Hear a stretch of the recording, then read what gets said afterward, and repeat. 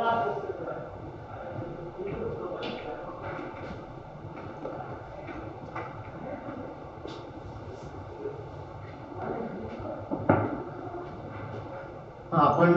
Human health and diseases हा chapter discuss करत होतो. त्यामध्ये आपण वेगवेगळे पॉइंट डिस्कस केले आहेत. आता आज नवीन आपण पॉइंट डिस्कस करतो आहोत डिसीज. डिसीज हा शब्द दोन शब्दांपासून बनलेला आहे. डिस plus is. Simply we can say not, at, is. That means the body functions are not performed easily. That means there is disturbance, or in another word we can say disease is a condition of the body in which our normal body functions are disturbed. Sometimes one organ is disturbed, sometimes more organs are disturbed, sometimes a system is disturbed, and therefore we can say there is a disease. Disease is a condition of the body where normal body functions are disturbed. That means they are not performed easily. The functions are not at ease. कुठलंही कार्य सहजासहजी होत नाही. म्हणजे त्याच्यामध्ये अडथळा येतो. एखादं कार्य करण्यामध्ये अडथळा येतो की ज्याला आपण आजार म्हणतो, डिसीज असं कन्सिडर करतो. Basically there are two types of diseases. Number 1 congenital disease, congenital diseases, and second acquired diseases. The first one, congenital diseases. Congenital diseases are the diseases which are present just from the beginning of the birth. जे आजार जन्मतात असतात, उपजत असतात, आई वडिलांकडून असतात, त्यांना आपण म्हणायचं congenital, उपजत, जन्मतात. and therefore they are hereditary. अनुवंशिक आजार असतात, आई वडिलांकडून ते आलेले असतात, त्याला म्हणायचं congenital diseases. And one of the most important characteristic feature of congenital disease is that these diseases may be permanent and they are incurable. म्हणजे हे आजार सर्वसाधारणपणे कायमस्वरूपी राहू शकतात आणि ते बरे होत नाहीत किंवा बरं करणं एवढं सोपं नसतं. सहजासहजी ते बरे होत नाहीत. म्हणजे लाईफ टाइम असू शकतात आणि बरे करता येत नाहीत. But nowadays there is invention in science, technology, modern science, researches, and which helps to overcome the problem. आता मी काय सांगितलं की हे आजार शक्यतो परमनंट असतात आणि इनक्युरेबल असतात. तरी सुद्धा अलीकडे जे वेगवेगळ्या प्रकारचे शोध लागलेले आहेत, वेगवेगळ्या प्रकारचे मेडिसिन्स अवेलेबल झालेले आहेत, त्याच्यामुळे हे आजार आपल्याला बरे करता येऊ शकतात. आता या आजाराची उदाहरणं कोणती आहेत, congenital डिसीजेस कोणते असतात? तर उदाहरण समजा नाईट ब्लाइंडनेस किंवा अल्बिनिझम.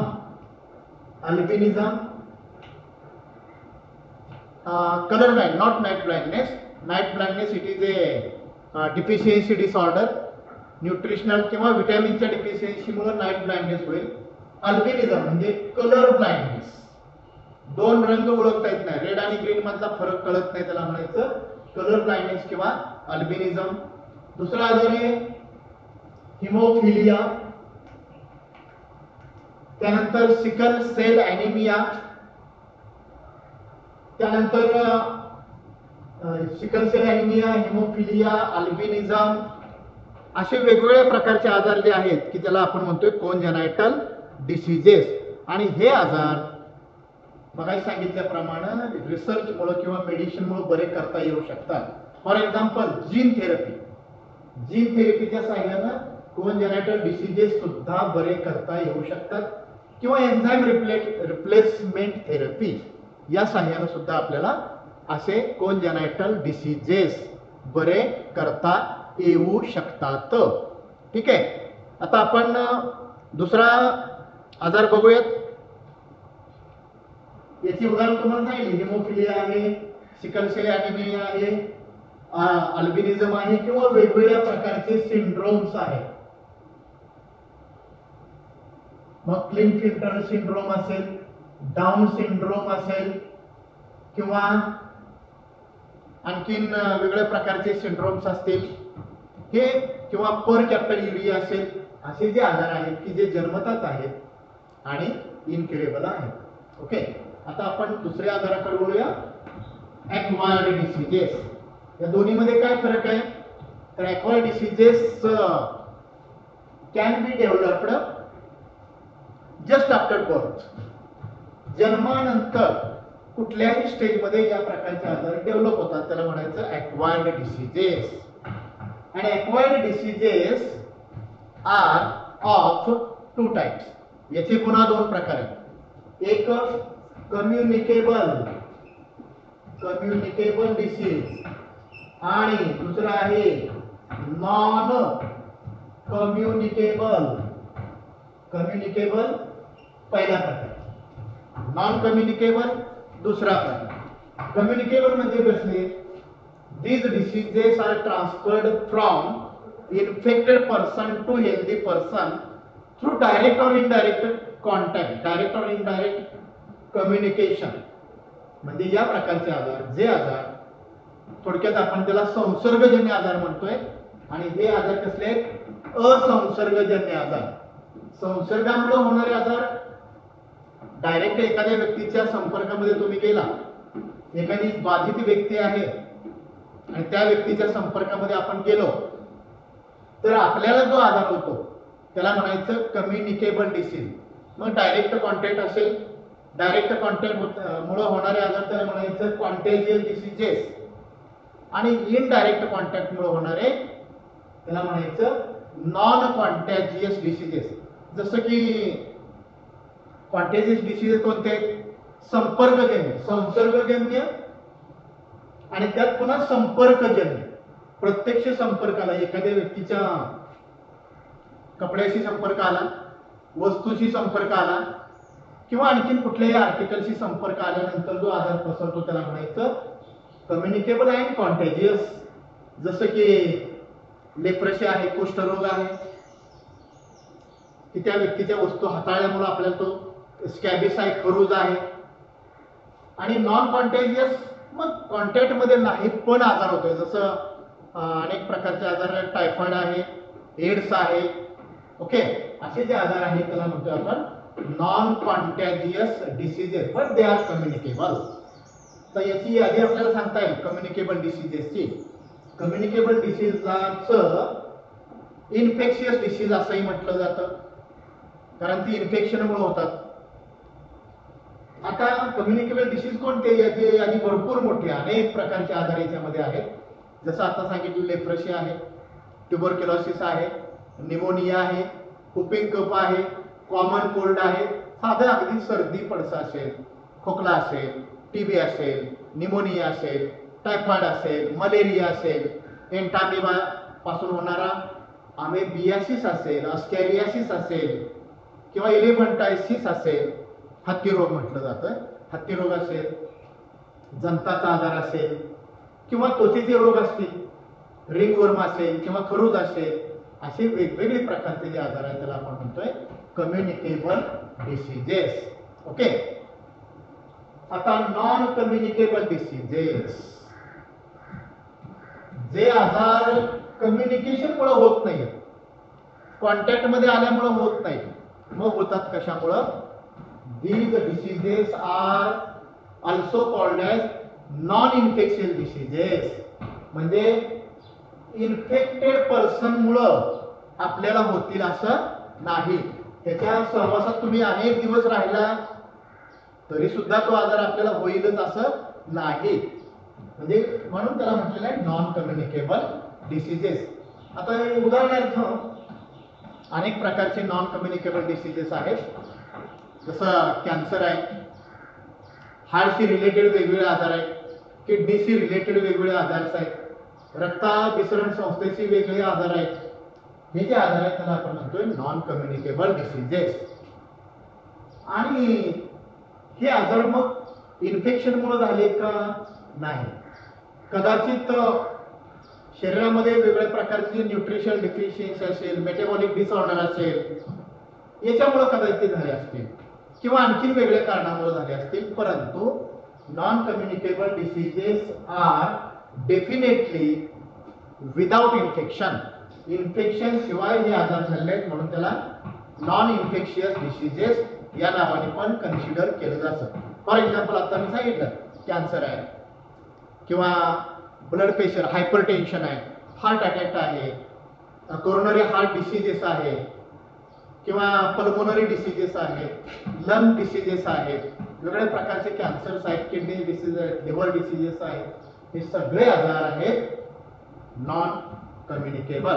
तर आपण इथं दोन आजाराबद्दल माहिती घेतली, कम्युनिकेबल आणि नॉन कम्युनिकेबल. आता आपण एक नॉन कम्युनिकेबल डिसीज डिस्कस करतो आहोत. त्यातला जो डिसीज आहे त्याचं नाव आहे कॅन्सर. तर आपण कॅन्सरची माहिती घेऊयात. Cancer, okay. आता मला सांगा, कॅन्सर हा आजार आहे, जनरली जीव घेणा आहे म्हटलं तरी चालतंय. इनक्युरेबल पण आहे, परंतु अलीकडे क्युरेबल सुद्धा होऊ शकतोय. पण कॅन्सर म्हणजे नेमका कसला आजार आहे? नॉन इन्फेक्शियस तर आहेच, नॉन कम्युनिकेबल तर आहेच. मग कॅन्सर म्हणजे नेमकं काय? Cancer means abnormal growth of the cells, uncontrolled growth of the cells. आता ह्या अनकंट्रोल्ड ग्रोथ कशामुळे झाल्या? आपल्याला माहिती आहे आपल्या पेशी वाढतात आणि कॅन्सर मध्ये पण पेशी वाढतात. मग याला आजार म्हणायचं का? तर निश्चितपणे तो आजार आहे. कसला आजार आहे की ज्या आजारामध्ये सेलची अमर्याद वाढ होते. आणि कशामुळे होते? Due to uncontrolled cell division. आणि म्हणून कॅन्सरची डेफिनेशन अशी आहे, cancer is nothing but abnormal uncontrolled growth of cells due to uncontrolled cell division. पेशीच्या अमर्याद वाढीमुळं, विभाजनामुळं, पेशींचं विभाजन त्याला मर्यादा नाही, त्याच्यावरती कंट्रोल नाही आणि त्यामुळे पेशीच्या संख्येवरती पण मर्यादा नाही. Cells are increased abnormally, and due to abnormal cell division, due to abnormal increase in cell, there is formation of group of the cell, bunch of the cell, and this group of cell is nothing but tumor. या पेशी वाढत जातात, भर वाढत जातात आणि आपल्या शरीरामध्ये ट्यूमर्स तयार होतात, गाठी तयार होतात, पेशींचा समूह तयार होतो, त्याला म्हणायचं ट्यूमर. मग आता ट्यूमरचे दोन प्रकार आहेत. पहिला प्रकार बेनिन ट्यूमर. ट्यूमर म्हणजे अमर्याद वाढ झालेल्या पेशींचा समूह. आणि मग त्याचे दोन प्रकार, एक बेनिन ट्यूमर आणि दुसरा आहे मॅलिग्नंट ट्यूमर. बेनिन ट्यूमर आणि मॅलिग्नंट ट्यूमर असे या ट्यूमरचे दोन प्रकार आहेत. पहिला प्रकार बेनिन ट्यूमर. दोन्हीत काय फरक आहे बघूया आपण. पहिला प्रकार Benin tumour. Benin tumour possess differentiated cells. Differentiated cells. It possess well differentiated cells. याच्यामध्ये पेशीचं डिफरन्शिएशन व्यवस्थित झालेलं आहे, नॉर्मल डिफरन्शिएशन आहे. इकडे मात्र द सेल्स आर अनडिफरन्शिएटेड. पहिला point, well differentiated cells in benign tumour, undifferentiated cells in malignant tumour. दूसरा point है, the cells of benign tumor are capsulated. Capsulated म्हणजे काय, कॅप्सूल असते त्याच्यावरती. आता ट्यूमर म्हणजे काय, पेशींचा समूह आहे बघा. या पेशी आहेत, या पेशींचा ग्रुप आहे आणि या पेशी खूप मोठ्या प्रमाणात वाढलेल्या आहेत. Okay, this is a tumour. Benin tumour मध्ये या सेलच्या वरती असं कॅप्सूल असते, capsule. These cells are capsulated. मात्र इकडं या प्रकारचं कॅप्सूल नसतं, या पेशी ओपन असतात. The cells are uncapsulated. तिसरा पॉइंट आहे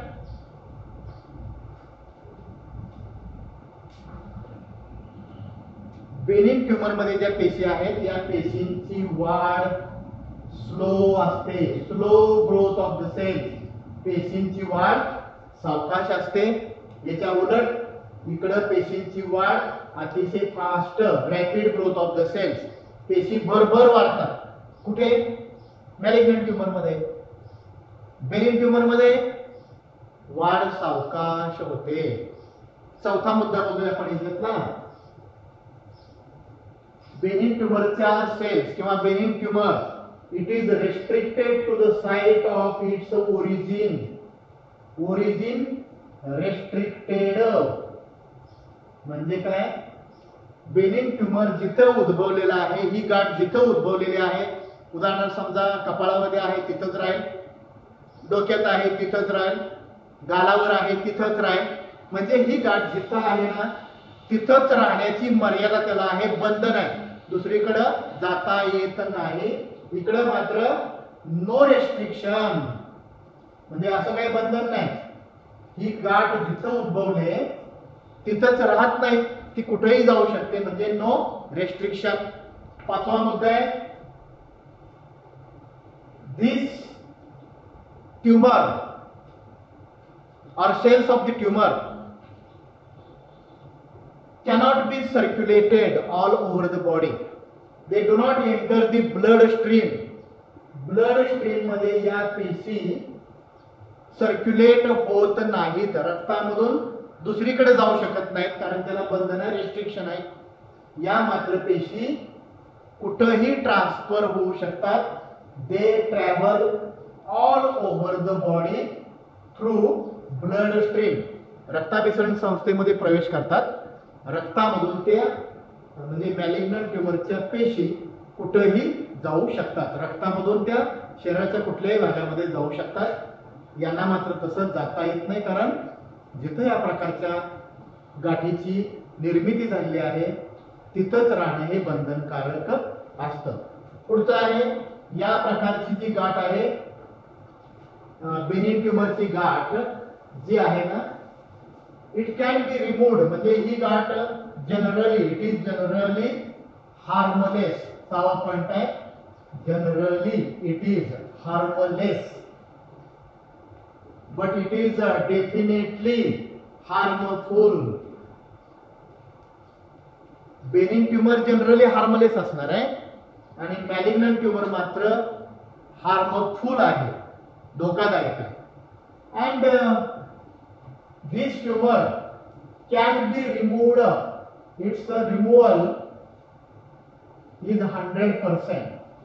Removal of benign tumor is 100% possible. या प्रकारची गाठ व्यवस्थित काढता येऊ शकते. ही गाठ काढता येऊ शकते नो डाऊट, परंतु काढली तरी 100% रिमूव्हल इज इम्पॉसिबल. या गाठी 100% काढणं शक्य नाही. का? कारण ही गाठ कुठे कुठे असेल हे सांगता येत नाही. ही गाठ जिथं उद्भवली तिथंच राहत नाही आणि त्यामुळं या गाठी 100% काढणं अत्यंत कठीण काम आहे किंवा शक्यता याच्यामध्ये कमी आहे. आणि शेवटचा मुद्दा, benign tumour is generally not fatal. Generally हा आजार साधारणपणे मृत्यूला कारणीभूत होईल असं नाही. 100% होणार नाही असं नाही. काही वेळेला बेनिन ट्यूमर पासून पण मृत्यू उद्भवतो. पण 100% नाही सांगतायत. इकडं मात्र मॅलिग्नंट ट्यूमर आहे याचाच अर्थ 100% फिटल आहे, 100% मृत्यू आहे. तसं तर आपण माहित आहे आपल्याला की मृत्यू सगळ्यांनाच आहे, मग कॅन्सरच्या पेशंटचा पण मृत्यू होणार आहे, पण इकडं अकाली मृत्यू येणार आहे. कॅन्सर झाला की समजा आपलं आयुर्मान आहे 70 वर्षाचं, तर तो 70 वर्ष नाही जगणार, कदाचित 20 वर्षात मरेल, 50 वर्षात मरेल, 60 वर्षात मरेल, पण लाईफ स्पॅन संपायच्या अगोदर 100% मृत्यू आहे. इकडे तसं नाही. आता इथं काही वेळेला इथं पण मृत्यू होऊ शकतो. उदाहरणार्थ ब्रेन ट्यूमर मोठा झाला आणि बस्ट झाला की बेनिन ट्यूमर पासून सुद्धा मृत्यू उद्भवू शकतो. ओके, तर अशा पद्धतीने आपण या दोन ट्यूमर मधला फरक पाहिलेला आहे. आता कॅन्सरचे प्रकार बघूया आपण. कॅन्सरचे बेसिक प्रकार या पद्धतीचे आहेत. आता हे प्रकार कशावरून पडलेले आहेत? हे प्रकार पडलेले आहेत कॅन्सरची लागण कुठे झालेली आहे. पहिला प्रकार कार्सिनोमा. दुसरा प्रकार आहे सॅर्कोमा. तिसरा प्रकार आहे लिम्फोमा. चौथा प्रकार आहे ॲडिनोमा आणि ॲडिनोमा किंवा ॲडिनोकार्सिनोमा. आणि पाचवा प्रकार आहे ल्युकेमिया. हे कॅन्सरचे 5 प्रकार. पहिला प्रकार बघा, कार्सिनोमा मध्ये कुठला कॅन्सर? जो कॅन्सर इपिथेलियल टिश्यूचा आहे, ब्रेस्ट कॅन्सर आहे, लंग कॅन्सर आहे. ओके, याला म्हणायचं कार्सिनोमा, इपिथेलियल टिश्यूचा कॅन्सर. म्हणजे इपिथेलियल टिश्यूला जर कॅन्सर झाला तर त्याला म्हणायचं कार्सिनोमा. जसं आता सांगितल्याप्रमाणे ब्रेस्ट कॅन्सर आहे, स्किन कॅन्सर आहे, लंग कॅन्सर आहे, हे कार्सिनोमा मध्ये येतात. सॅर्कोमा हा आहे कनेक्टिव्ह टिश्यूचा कॅन्सर, जसं बोन कॅन्सर, कार्टिलेजचा कॅन्सर इत्यादी. लिम्फोमा लिम्फ ग्लँडचा, लिम्फ नोडचा कॅन्सर, इम्युनिटीशी संबंधित सेल्स आहे त्याचा कॅन्सर, त्याला म्हणायचं लिम्फोमा, लिम्फ नोडचा कॅन्सर. म्हणजे जर लिम्फ नोडला कॅन्सर झाला तर लिम्फोमा म्हणायचं. ॲडिनोमा, ॲडिनॉइड ग्लँड, जसं थायरॉइड ग्लँड आहे, पिट्युटरी ग्लँड आहे किंवा बाकीच्या ग्रंथी आहेत, ग्लँडला कॅन्सर असेल तर त्याला म्हणायचं ॲडिनोकार्सिनोमा किंवा ॲडिनोमा. आणि ल्युकेमिया ब्लड शी रिलेटेड हा डिसीज आहे किंवा त्याला आपण ब्लड कॅन्सर असं पण म्हणतो, की ज्याच्यामध्ये ब्लड सेलची संख्या अमर्याद वाढते. विशेषतः WBC मोठ्या प्रमाणात वाढतात. आपल्याला माहित आहे WBCचं काम काय? टू फाईट अगेन्स्ट पॅथोजन, रोग जंतू बरोबर लढणं. इथं होतंय काय? WBC वाढतात, पण जरी WBC वाढल्या तरी त्या मॅच्युअर होत नाहीत आणि त्यामुळे रोग जंतू बरोबर लढता येत नाही आणि म्हणून या पेशी आपल्या इतर पेशींना उपद्रवी ठरतात आणि मग त्या व्यक्तीचा मृत्यू सुद्धा होऊ शकतो. तर हे 5 प्रकार कॅन्सरचे. कार्सिनोमा म्हणजे इपिथेलियल टिश्यूचा कॅन्सर, सॅर्कोमा कनेक्टिव्ह टिश्यूचा कॅन्सर, लिम्फोमा लिम्फ नोडचा कॅन्सर, ॲडिनोकार्सिनोमा वेगवेगळ्या ग्लँडचा कॅन्सर आणि ल्युकेमिया ब्लड कॅन्सर. आता कॅन्सर कोणत्या कशाला यापैकी तो कॅन्सर कशामुळे होतो म्हणजे त्याची कारण आपण पुढच्या लेक्चरमध्ये डिस्कस करूया. इथं आपण थांबूया. ओके.